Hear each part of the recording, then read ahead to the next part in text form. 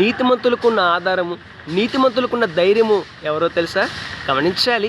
నీతిమంతులకు కష్టాలలో, బాధలలో, సమస్యలలో, ఒత్తిడిలో, రోగములలో, కృంగుదలలో సహాయముగా, ఆధారముగా, అండగా, తోడుగా నిలిచేది, ధైర్యపరిచేది ఈ లోకంలో ఉన్న మనుషులైనను కాదండి. వారు నిలవచ్చు, నిలవకపోవచ్చు. అయితే నీతిమంతులకు సహాయంగా నిలిచేది, నీతిమంతులకు ఆధారంగా నిలిచేది, నీతిమంతులకు అండగా నిలిచేది, నీతిమంతులకు తోడుగా ఉండేది, నీతిమంతులను ధైర్యపరిచేది ఎవరు అనంటే మన ప్రభువైన యేసుక్రీస్తు వారు, మన దేవుడైన యేసుక్రీస్తు వారు. సమస్త సృష్టిని తన నోటి మాట చేత సృష్టించిన యేసుక్రీస్తు ప్రభువారు, సమస్త మానవాళి కొరకు తన ప్రాణాన్నే బలిగా అర్పించిన యేసుక్రీస్తు ప్రభువారు. ఒకసారి ఆలోచన చేద్దామండి.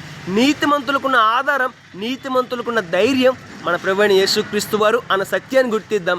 ఎన్ని కష్టాలు వచ్చినా, ఎన్ని బాధలు వచ్చినా, ఎన్ని సమస్యలు వచ్చినా, ఎన్ని ఇబ్బందులు వచ్చినా, ఎన్ని రోగాలు వచ్చినా సరే ధైర్యంగా నిలబడదాం, ధైర్యంగా జీవిద్దాం. రేపటి దిన శ్రేష్టమైన సహాయాన్ని పొందుకుందాం. May god bless you all.